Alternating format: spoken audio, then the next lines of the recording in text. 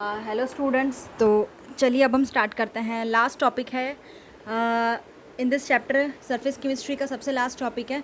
And welcome back to my YouTube channel chemistry Adda, जिसमें हम पूरा केमिस्ट्री का पढ़ेंगे। So surface chemistry chapter number 5 में हमने क्या देखा था? इससे पहले हम लोगों ने पढ़ा इलेक्ट्रोफोरोसिस, ठीक है, इलेक्ट्रोऑस्मोसिस देखा एंड कोएगुलेशन देखा, पीपीटी देखा। ये सारी चीज़ें टर्म्स हम पढ़ चुके थे, क्लियर। तो ये जो कोएगुलेशन जो है लायोफिबिक सोल्स का, वो अलग अलग वे में कैरिड आउट होता है। तो देखो कौन कौन से ऐसे वे हैं जिसमें हम लायोफोबिक और लायोफिलिक सोल्स जो होते हैं उनमें हम कौन कौन सी प्रॉपर्टीज़ लगा सकते हैं। सो सबसे पहले आपका जो आता है इसमें अलग अलग में, तो आपका electrophoresis.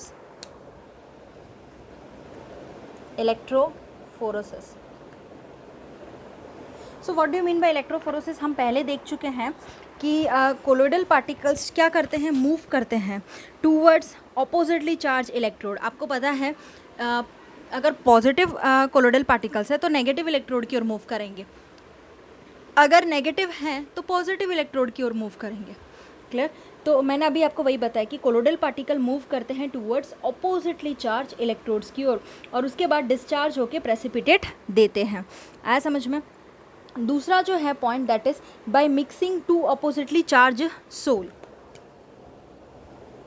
Bye mixing two oppositely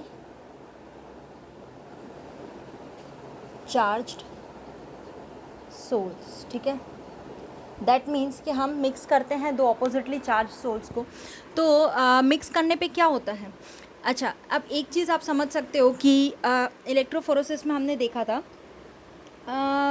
PPT का प्रेजेंटेशन था, कोलोइडल पार्टिकल्स थे, तो उसी वे में हमने दो अपोजिट चार्ज सोल को मिक्स किया है।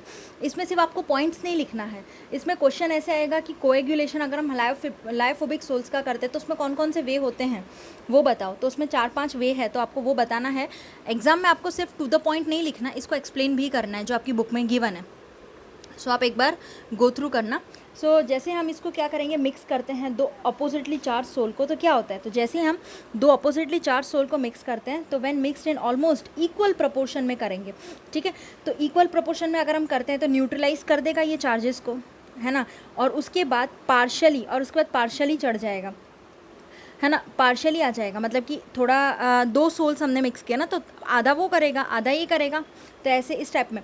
तो क्या बोला है? Oppositely charge sol when mixed in almost equal proportion. हम इक्वल प्रोपोर्शन में मिक्स करते हैं तो वो न्यूट्रलाइज कर देगा चार्ज को, और हम ये कह सकते हैं और गेट पार्शियली और कम्प्लीटली प्रेसिपिटेट। यानी कि आधा आधा करेंगे, यानी पार्शियली भी हो सकता है प्रेसिपिटेशन दे सकता है या कम्प्लीटली प्रेसिपिटेशन भी दे सकता है। It depends on what mixing, आप कितना क्या मिक्स कर रहे हो, ठीक है। इक्वल प्रोपोर्शन में मिक्स कर रहे हो तो ऑब्वियसली कंप्लीट ही देगा, अनइक्वल में करोगे तो कंप्लीट नहीं देगा, ऐसा। सो मिक्सिंग जो होगा हाइड्रेटेड फेरिक ऑक्साइड, यानी अगर इसमें देखो एग्जांपल गिवन है, आपको ये एग्जांपल लिखना पड़ेगा। अगर मैं इसमें बताऊं तो आपको क्लियर होगा कि आपका जो एग्जांपल है दैट इज़ फेरिक ऑक्साइड, ठीक है। ये फेरिक ऑक्साइड जो हमारा एग्जाम्पल है, यानी कि कौन सा होगा? Positive soul.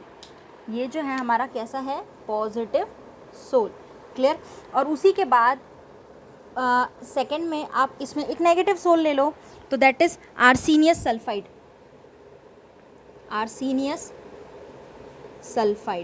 ठीक है। आप ये ले लो, दैट इज़ ये आपका नेगेटिव सोल, ठीक है।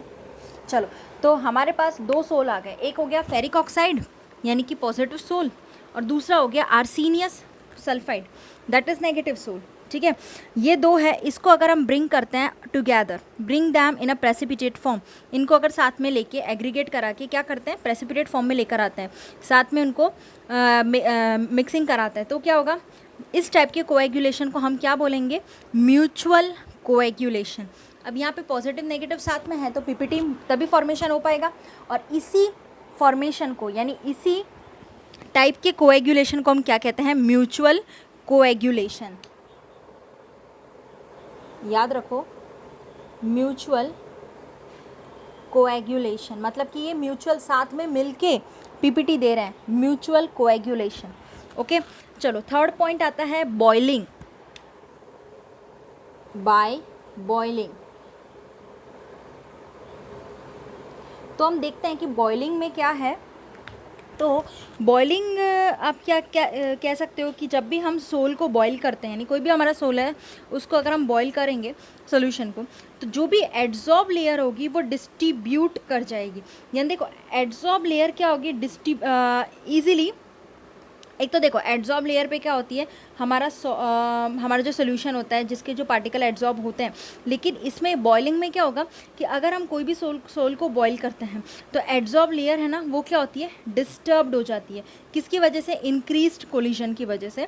और आपको पता है बॉइलिंग करोगे है ना, तो क्या होता है धीरे धीरे धीरे उसके बॉइलिंग पॉइंट बढ़ेगी, तो बॉइलिंग पॉइंट की वजह से जो एड्जॉर्प्शन होगा वो कम हो पाएगा। सो एड्जॉर्ब्ड लेयर पूरी तरह से डिस्टर्ब हो जाएगी due to what, increase collision. Collision अब ज़्यादा हो रहा है क्योंकि आपस में मॉलिक्यूल कोलाइड ज़्यादा हो रहा है। बॉइलिंग मतलब क्या, कोलिजन ही है ना, और वो ज़्यादा हो रहा है। और इस वजह से मॉलिक्यूल्स जो होते हैं उनका जो डिस्पर्जन होता है मीडियम के अंदर, और वही मीडियम का बेटर है तो with the molecules by the dispersion medium. और इस वजह से क्या होता है कि अगर हम देखो कि अगर हम चार्ज को रिड्यूस भी करा सकते हैं, this reduce the charge on the particle ultimately lead to settle down in the formation of PPT. Actual में क्या है, बॉइलिंग हुआ, ठीक है, एड्जॉर्ब लेयर डिस्टर्ब हुआ ड्यू टू इंक्रीज कोलिशन, किसके साथ, with the molecule of dispersion medium. हमारा डिस्पर्जन मीडियम के अंदर भी मॉलिक्यूल्स है तो उसके साथ, और ये क्या करेगा, चार्ज को रिड्यूस करा देगा पार्टिकल्स पर। हाँ, और ये भी हम जानते हैं कि धीरे धीरे फिर चार्ज रिड्यूस होना स्टार्ट हो जाएगा और अल्टीमेटली क्या होगा, एक टाइम ऐसा आएगा lead to settle down. Settle down होगा, चार्ज रिड्यूस होगा, चार्ज रिड्यूस की होने की वजह से पीपीटी आएंगे, क्रिस्टल फॉर्मेशन होगा, तो धीरे धीरे क्या होंगे, सेटल डाउन होंगे in the form of what, PPT. तो बॉइलिंग से आपको पता चल गया कि इसका मतलब क्या है। चलो अब उसके बाद फोर्थ वन आता है जिसको हम कहते हैं by persistent dialysis. Fourth one, by persistent dialysis.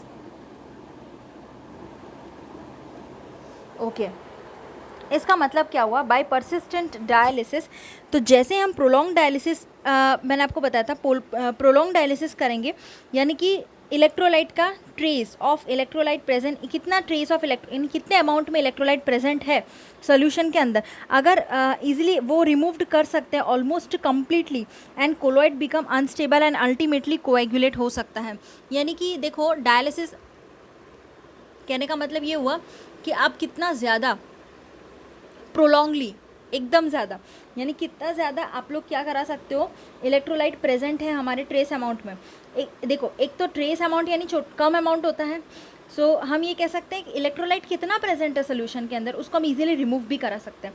Clear, during what, जो हमारे डायलिसिस प्रेजेंट है, सो उसको हम इजीली रिमूव करा सकते हैं, ऑलमोस्ट कंप्लीटली भी रिमूव करा सकते हैं, ताकि कोलॉइड्स जो होंगे वो अनस्टेबल हो जाएगा और अल्टीमेटली प्रेसिपिटेट फॉर्म करेगा। ओके, सो ये था आप लोग का फोर्थ पॉइंट। फिफ्थ पॉइंट में क्या बोला है, बाय एडिशन ऑफ इलेक्ट्रोलाइट्स। तो ये फिफ्थ पॉइंट इसका जस्ट ऑपोजिट है, बाय एडिशन ऑफ इलेक्ट्रोलाइट। अभी इसमें हम लोग क्या करा रहे थे, रिमूव करा रहे थे परसिस्ट डायलिसिस में, और इसमें हम ऐड करा रहे हैं। ठीक है, तो प्रेजेंट है लेकिन थोड़ा बहुत हम उसको ट्रेस अमाउंट है, स्मॉल अमाउंट में है जो सोल में प्रेजेंट है, उसको हम इसमें से रिमूव करा रहे थे ना इलेक्ट्रोलाइट्स को, समझे, और इसमें हम ऐड करा रहे हैं इलेक्ट्रोलाइट को। तो देखते हैं दोनों में क्या फ़र्क है।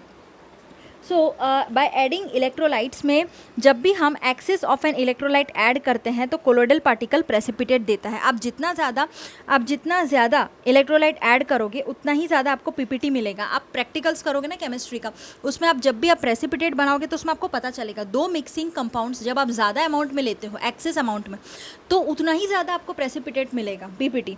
ठीक है, तो अगर इलेक्ट्रोलाइट ज़्यादा अमाउंट में ऐड करोगे तो कोलोइडल पार्टिकल ईजिली आपको प्रेसिपिटेट देगा।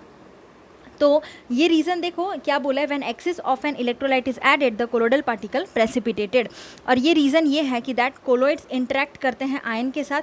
रीज़न यही है कि कोलोइड्स जो होते हैं ना वो इंटरेक्ट करते हैं आयन्स के साथ, and it carry what, charge, है ना, opposite to that present on themselves. जो उनके ऑलरेडी उनके ऊपर चार्ज जो प्रेजेंट होते हैं उनके अपोजिट चार्ज कैरी करते हैं, ये हम कोलोइड्स में जानते हैं, यही रीज़न है।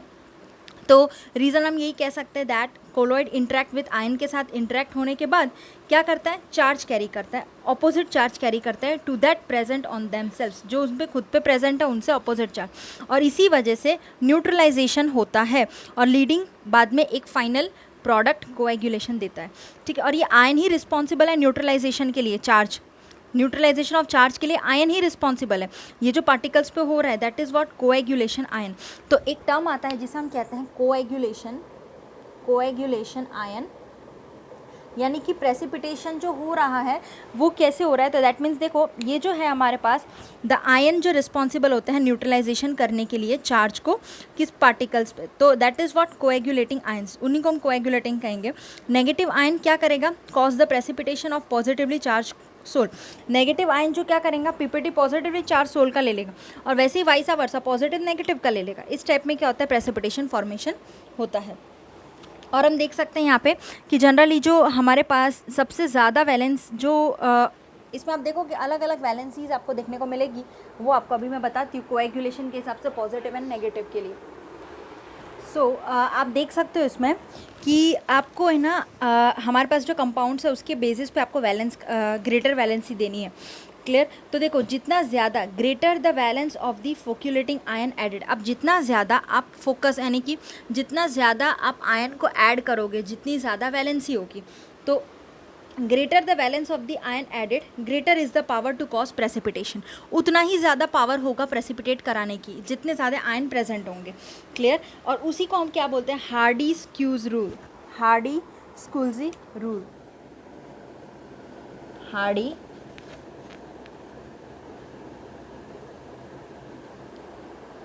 रूल,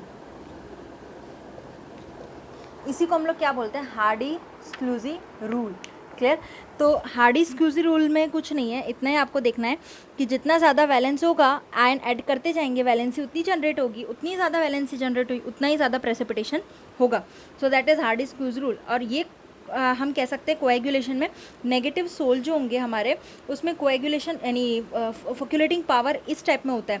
आप देखो नेगेटिव वाले सोल लो तो उसमें आपको देखो पता चलेगा कोएगुलेटिंग पावर जो है कुछ हमने 3 कंपाउंड का लिया है, एल्यूमिनियम +3 Ba+2 Na+, इस टाइप में एल्यूमिनियम +3 Ba+2 और दूसरा है Na+। ठीक है, ये 3 है हमारे पास। अब ये देखो +3 सबसे ज़्यादा, +2 देन +1, इस टाइप में होता है इंक्रीजिंग ऑर्डर में। क्लियर।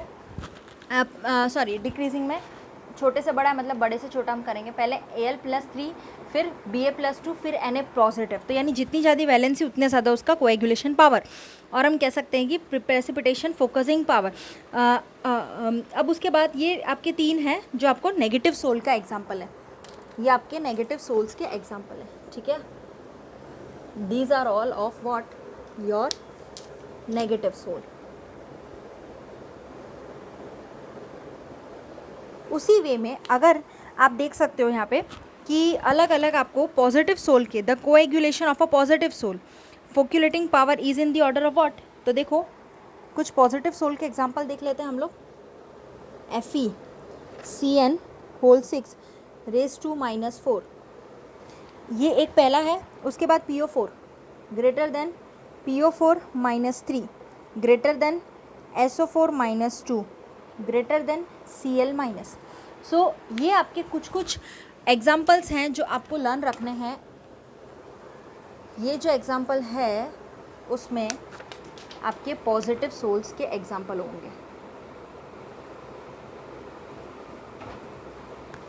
तो ये एग्जाम्पल्स आपके पॉजिटिव सोल्स के होंगे जिसमें आपको अलग अलग ग्रेटर फोक्यूलेटिंग पावर आपको देखने को मिलेगा। तो देखो मिनिमम कॉन्सेंट्रेशन जो होता है इलेक्ट्रोलाइट का वो मिलीमोल्स पर लीटर में हम लेते हैं। मिनिमम कॉन्सेंट्रेशन जो लेते हैं वो इलेक्ट्रोलाइट का मिलीमोल्स पर लीटर, याद रखो मिलीमोल्स पर लीटर में लेते हैं। ठीक है, मिनिमम। अब उसके बाद दैट इज़ यही मिनिमम हमें रिक्वायर्ड होती है प्रेसिपिटेशन के लिए। ठीक है, उसी को हम याद रखना, मैं क्या बोल रही हूँ, ये मिनिमम कॉन्सेंट्रेशन जो होता है इलेक्ट्रोलाइट का जिसको हम मिलीमोल्स पर लीटर के अंदर लेते हैं, मिलीमोल्स में 10⁻³ में मिलीमोल्स में जो लेते हैं वही रिक्वायर्ड होता है प्रेसिपिटेशन के लिए। सोल का प्रेसिपिटेशन कराते हैं ना, सॉल्यूशन का प्रेसिपिटेशन के लिए 2 आवर्स के अंदर अंदर हो जाता है, और उसी को हम क्या बोलते हैं, कोएगुलेटिंग वैल्यू। क्या बोलते हैं उसी को, उसकी कोएगुलेटिंग वैल्यू बोलते हैं। ठीक है, अब ये कोएगुलेटिंग वैल्यू पूछे तो आप क्या लिखोगे, the minimum concentration of an electrolyte in millimoles per litre, इसी में हमें चाहिए, that is required to cause what, precipitation of a sol in 2 hours only, so that's called what, its coagulating value। और जितनी ज़्यादा, the smaller the quantity needed, the higher will be the coagulating power of an ion। ये बहुत important line है, जितनी small याद रखना, the smaller the quantity needed, smaller quantity, अगर आपको ये सारे जो कंसंट्रेशन है स्मॉलर क्वांटिटी की चाहिए तो उतना ही ज़्यादा higher will be the coagulating power of an ion. जितनी स्मॉल क्वांटिटी उतना higher will be the precipitation की, कोएगुलेटिंग पावर मतलब प्रेसिपिटेशन की पावर उतनी ज़्यादा होगी, higher will be the coagulating power of an ion. Clear, तो ये याद रखना कि जितनी स्मॉलर क्वांटिटी की वैल्यू नीडेड होगी उतना ही ज़्यादा higher will be the coagulating power होगा आयन का। ठीक है, तो ये था आप लोगों का ये पॉइंट्स थे कुछ। अब इसके बाद हम देखेंगे कोएगुलेशन ऑफ लायोफिलिक सोल्स, और उसके बाद आता है प्रोटेक्शन ऑफ कोलॉइड्स, किस टाइप से हम कोलॉइड्स को प्रोटेक्ट कर सकते हैं। ये 2 टॉपिक बचता है। सो अब आप देखोगे कि कोएगुलेशन ऑफ लायोफिलिक सोल्स, तो इसमें there are 2 factors which are responsible for the stability of lyophilic sols. ऐसे 2 फैक्टर्स हैं जो कि रिस्पॉन्सिबल है लायोफिलिक सोल्स की स्टेबिलिटी के लिए। तो उसमें सबसे पहले ये जो फैक्टर्स होते हैं उसमें पहला फैक्टर क्या आता है, तो ये देखो, दीज फैक्टर कौन कौन से हैं, charge and solvation of the colloid particles. First is charge और the second one is solvation of colloid, या आप कोलॉइडल लिखो, दोनों चलेगा, पार्टिकल्स। तो कोएगुलेशन के लिए लायोफिलिक सोल में 2 फैक्टर जो मेन इंपॉर्टेंट है, पहला जो चार्ज आता है, दूसरा solvation of colloidal particle. What do you mean by solvation? Solvation solvent, 2 mixing property, solvation colloid, आप जानते हो कि कोलोडल पार्टिकल्स में सिर्फ और सिर्फ एक नहीं 2 मिक्सिंग प्रॉपर्टीज़ होती है, चार्ज, सोल्वेशन। सोल्वेशन का मतलब होता है मिक्सिंग, 2 अलग अलग आयंस का सॉल्वेंट बना के फिर, तो that is solvation of the colloid particles. अच्छा, अब हमने देखा था लायोफोबिक, लायोफिलिक, फिलिक फोबिक भी देखा था हमने, वाटर लविंग, वाटर रिपेलिंग, ये 2 चीज़ भी देखा था, उसमें भी सॉल्वेशन क्रिएट होता है। दैट मीन्स कि हमारे पास कोलोडल पार्टिकल्स जो है उसमें भी हमारे पास सॉल्वेशन आएगा। चार्ज उसकी मतलब कितने ज़्यादा चार्जेस प्रेजेंट है, पॉजिटिव नेगेटिव, सॉल्वेंट के फेज में, ऐसा हम कह सकते हैं। क्लियर, तो सॉल्वेशन होता है कोलोडल पार्टिकल्स का। जब भी ये दीज 2 फैक्टर्स अगर मैं रिमूव कर दूँ, सुनना ध्यान से, तो जो लायोफिलिक सोल है दैट कैन बी कोएगुलेटेड। अगर मैं इन दोनों को अगर मैं रिमूव कर देती हूँ, ये 2 फैक्टर को, तो लायोफिलिक सोल को हम कोएगुलेट करा सकते हैं, प्रेसिपिटेट करा सकते हैं, प्रेसिपिटेट यानी कि कोएगुलेट करा सकते हैं। अब इसके लिए हमें 2 चीज़ की ज़रूरत पड़ती है, पर दिस इज़ डन, पहला आपको बाय एडिंग एन इलेक्ट्रोलाइट। सबसे पहला पॉइंट आपको अगर हटा देंगे तो हम कोएगुलेट करा सकते हैं, लेकिन उसके लिए हमें 2 चीज़ की ज़रूरत है, हमें इलेक्ट्रोलाइट ऐड करना पड़ेगा बाय एडिंग एन इलेक्ट्रोलाइट, और दूसरा by adding a suitable solvent, adding an electrolyte. Electrolyte को ऐड कराओ या फिर हम सॉल्वेंट को ऐड कराओ by adding N suitable solvent. अच्छा, तो यहाँ पे ये सॉल्वेशन तो वही, यानी कि आपके पास पॉजिटिव नेगेटिव दोनों मिक्स है, आप इनको दोनों मिक्स को सेपरेट कराना कोलोडल पार्टिकल्स में से डिफरेंट है, और चार्जेस भी प्रेजेंट है ऑलरेडी हमारे पास। तो हमारे पास सॉल्वेशन यानी प्रेसिपिटेशन का जो अकर हो रहा है उसमें 2 टाइप के प्रेजेंट है।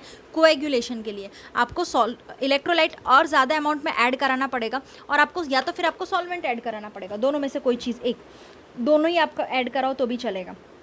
कितनी बार तो पता है क्या होता है कि आप एक ही चीज़ ऐड कराओ लेकिन एक्सेस अमाउंट में कराओ तो भी हमारा सॉल्वेशन प्रोसेस हो जाता है। ये हम लोग कर चुके हैं। सो सॉल्वेशन प्रोसेस प्रैक्टिकली कर चुके हैं, तो इसलिए पता है। तो सॉल्वेशन आप कोलोइडल पार्टिकल्स का देखोगे, दैट मीन्स पॉजिटिव नेगेटिव साथ में आना, साथ में आके देन फिर हमें सेपरेट करना मुश्किल हो जाता है, तो हम चार्ज ले लेते हैं। ओके, सो हम क्या करते हैं, एडिशन कराते हैं, या तो इलेक्ट्रोलाइट का कराते हैं या तो सॉल्वेंट का, कोई भी एक। सो हम ये कह सकते हैं सूटेबल सॉल्वेंट। तो जब भी हम सॉल्वेंट जैसे कि अल्कोहल है, एसीटोन है, उनको ऐड कराएंगे हाइड्रोफिलिक सोल्स के अंदर, यानी कि हम सॉल्वेंट में कौन सा ले रहे हैं, अल्कोहल और एसीटोन, यानी कि एक हम OH ग्रुप का ले रहे हैं। फंक्शनल ग्रुप क्या होता है, अल्कोहल मतलब OH ग्रुप होता है, और हम कहते हैं एसीटोन, एसीटोन मतलब ketone, C double bond O, ये फंक्शनल ग्रुप होता है। ओके, ये ऑर्गेनिक में पढ़ेंगे। अल्कोहल, तो जब भी हम सॉल्वेंट जैसे कि अल्कोहल है, एसीटोन है, इनको ऐड कराते हैं हाइड्रोफिलिक सॉल्ट्स के अंदर, तो डिहाइड्रेशन डिस्पर्स फेज का अकर होने लग जाता है, डिहाइड्रेशन स्टार्ट हो जाता है। धीरे धीरे डिहाइड्रेशन स्टार्ट होगा, पूरी तरह डिस्पर्स फेज आने लगा, और इसी कंडीशन में स्मॉल क्वांटिटी अगर हम इलेक्ट्रोलाइट कर लेते हैं तब जाके कोएगुलेशन पॉसिबल हो पाता है। आया समझ में? सो याद रखना कि हम सॉल्वेंट लेके क्या होता है, इन शॉर्ट हम ये कह सकते हैं स्टेबिलिटी मेंटेन कराने के लिए चार्ज सॉल्वेशन, अगर इन दोनों को हम रिमूव कर दें तो क्या हो सकता है, हमें इलेक्ट्रोलाइट सॉल्वेंट ऐड करना पड़ेगा। सॉल्वेंट में वाटर ले लो, एसीटोन ले लो, कोई भी ले लो, ऐड कराओगे किस में, हाइड्रोफिलिक में कराना है, फोबिक में नहीं, फिलिक में कराना है। याद रखना, लायोफिलिक की बात हो रही है, हाइड्रोफिलिक में कराना है। तो डिहाइड्रेशन धीरे धीरे क्या होगा, हाइड्रोजन मॉलिक्यूल डिहाइड्रेशन होने लगेगा, डिस्पर्स फेज हमारे पास आ जाएगा। जो हमारे पास एक डिस्पर्स फेज आ गया, उसी पे तो स्मॉल क्वांटिटी इलेक्ट्रोलाइट को हम लेके हम कोएगुलेशन प्रोसेस करवा सकते हैं। उसके बाद आता है प्रोटेक्शन ऑफ कोलॉइड्स। तो देखते हैं प्रोटेक्शन ऑफ कोलॉइड्स, किस टाइप से हमें प्रोटेक्शन कराना है कोलॉइड्स का। ठीक है, तो देखते हैं इसमें प्रोटेक्शन में क्या है कि देखो, लायोफिलिक सोल्स हमने जानते हैं कि लायोफिलिक सोल्स जो होते हैं वो मोर स्टेबल होते हैं देन लायोफोबिक सोल्स। ठीक है, और this is due to the fact, और ये भी जानते हैं कि लायोफिलिक कोलॉइड्स जो एक्सटेंसिवली सॉल्वेटेड होता है, दैट इज़ एक्सटेंसिवली सॉल्वेटेड का मतलब कोलोइडल पार्टिकल्स कवर्ड होते हैं एक शीत लिक्विड से, इन विच दे आर डिस्पर्स, जो ऑलरेडी डिस्पर्स है। मतलब समझना, इसका मतलब ये हुआ कि लायोफिलिक सोल्स तो हम जानते हैं फिलिक वाटर लविंग है तो ज़्यादा स्टेबल होगा एज़ कम्पेयर टू लायोफोबिक। और ये भी है कि ये फैक्ट है कि लायोफिलिक कोलॉइड्स जो होते हैं वो क्या होते हैं, सोल्वेटेड होते हैं। सोल्वेटेड का मतलब होता है, जो मैंने आपको अभी बताया था कि कोलोइडल पार्टिकल, अब ये भी सॉल्वेशन है तो इसमें पॉजिटिव और नेगेटिव है, लेकिन एक शीथ में कवर्ड है, मतलब एक ऊपर से एक लेयर कवर्ड है। तो दैट मीन्स इसमें भी इसका मतलब हुआ वही हुआ, that is the sheath of an liquid, एक लिक्विड का लेयर कवर्ड है जिसमें वो डिस्पर्स हो चुके हैं। क्लियर? अब लायोफिलिक कोलॉइड्स जो होता है इसकी एक यूनिक प्रॉपर्टी होती है प्रोटेक्ट करने की, लायोफिलिक कोलॉइड्स जो होते हैं उनकी एक यूनिक प्रॉपर्टी होती है प्रोटेक्ट करने की, लायोफोबिक कोलॉइड्स को प्रोटेक्ट करने की। ठीक है, तो लायोफिलिक कोलॉइड्स कैसे प्रोटेक्ट करता है लायोफोबिक को, तो देखो जब भी लायोफिलिक सोल को हम ऐड करते हैं लायोफोबिक सोल के अंदर, तो लायोफिलिक पार्टिकल्स क्या करते हैं, लायोफिलिक पार्टिकल्स एक लेयर फॉर्म करते हैं अराउंड लायोफोबिक पार्टिकल्स के अराउंड, और इसी वजह से वो प्रोटेक्ट करते हैं किससे, इलेक्ट्रोलाइट्स को, उसके that protect the latter from electrolytes, आगे जो इलेक्ट्रोलाइट्स बनने वाले होते हैं उनको उनसे प्रोटेक्ट करा के बाद में लायोफिलिक कोलॉइड्स को हम यूज़ करते हैं इन पर्पज़ के लिए, दैट और उसी पर्पज़ को हम क्या बोलते हैं, प्रोटेक्टिव कोलॉइड्स, और इन्हीं को हम क्या बोलते हैं, protective colloids, that is lyophilic colloids. Lyophilic colloids, यानी आप समझो कि मैं यहाँ पे क्या बात कर रही हूँ, लायोफिलिक की बात कर रही हूँ ना, है ना। तो ये चीज़ आप देख सकते हो कि स्टार्टिंग में मैंने आपको ये बताया है इसमें कि लायोफिलिक सोल ज़्यादा स्टेबल होता है लायोफोबिक से, वो जानते हैं। और आगे आगे क्या हुआ, लायोफिलिक कोलॉइड एक्सट्रीमली सॉल्वेटेड होता है। सॉल्वेटेड का मतलब होता है एक्सट्रीमली सॉल्वेटेड, सब ज़्यादा से ज़्यादा कि कोलोइडल पार्टिकल क्या होता है, कवर्ड हो गए, एक मतलब एक लिक्विड का शीट होता है। मैं आपको इसमें कैसे बताऊँ क्या, मतलब बहुत सारे लिक्विड होते हैं उसमें एक शीट बन जाता है। ठीक है, एक शीट बनता है, दैट मीन्स क्या होता है कि उसको जिसमें हमें डिस्पर्स कराना होता है एक्चुअल में, वो एक शीट लिक्विड का क्रिएट हो जाता है। शीट क्रिएट होने के बाद क्या होता है कि लायोफिलिक कोलॉइड्स जो होती हैं उनकी एक यूनिक प्रॉपर्टी होती है लायोफोबिक कोलॉइड्स को प्रोटेक्ट कराने की। अब ये कौन सी यूनिक प्रॉपर्टी हुई, तो अलग एक ऐसी प्रॉपर्टी, दैट मीन्स कि हम क्या करा सकते हैं, लायोफिलिक सोल को ऐड कराएंगे लायोफोबिक सोल में, तो लायोफिलिक सोल हम जानते हैं लायोफिलिक वाटर लविंग होता है, तो उसी को हम लायोफोबिक में ऐड करा सकते हैं। तो लायोफिलिक पार्टिकल्स क्या करेंगे, एक लेयर बना देता है लायोफोबिक पार्टिकल पे। तो एक लायोफिलिक जब एक लेयर बना देगा ना, तो समझ जाओ इस लेयर से बाहर तुम्हें जाना है नहीं, तो दैट मीन्स प्रोटेक्ट कराना। तो लायोफिलिक सोल क्या करता है, एक लेयर फॉर्म करता है अराउंड लायोफोबिक पार्टिकल्स की ओर, इस वजह से protect and thus protect the latter from electrolytes. आगे जो भी जो इलेक्ट्रोलाइट्स बनने वाले होते हैं, जो भी हमारे पास सोल्यूशन जो और ऐड होने वाले होते हैं, वो ऐड नहीं होते और इजीली उनको इलेक्ट्रोलाइट्स प्रोटेक्ट करा लेता है। ठीक है, कौन, लायोफिलिक। तो लायोफिलिक कोलॉइड्स जो हम यहाँ पे यूज़ कर रहे हैं, इसी पर्पज़ के लिए हम यूज़ करते हैं, और इन्हीं को हम क्या बोलते हैं, प्रोटेक्टिव कोलॉइड्स। पूछ सकते हैं आपको कि प्रोटेक्टिव कोलॉइड्स कौन है, तो इन्हीं को क्या बोलेंगे, प्रोटेक्टिव कोलॉइड्स। यानी कि किससे बचाते हैं, किससे प्रोटेक्ट करते हैं, इलेक्ट्रोलाइट्स बनने से प्रोटेक्ट कराते हैं। आगे अगर इलेक्ट्रोलाइट बनेगा तो और ज़्यादा प्रॉब्लम क्रिएट होगी। सो यही पूरा चैप्टर था आप लोग का। इसी के साथ हमारा चैप्टर नंबर 5 कंप्लीट हो जाता है। नेक्स्ट टाइम हम जनरल प्रिंसिपल आइसोलेशन वाला चैप्टर नंबर 6 स्टार्ट करेंगे। सो अभी तक आप लोग को इस वीडियो रिलेटेड कोई भी डाउट हो तो मुझसे आप पूछ सकते हो, कमेंट सेक्शन पे कमेंट कर सकते हो, ठीक है। And if you like this video then please like, share and subscribe this channel. Do not forget about the bell icon दबाना मत भूलिएगा, ठीक है। थैंक यू बच्चों।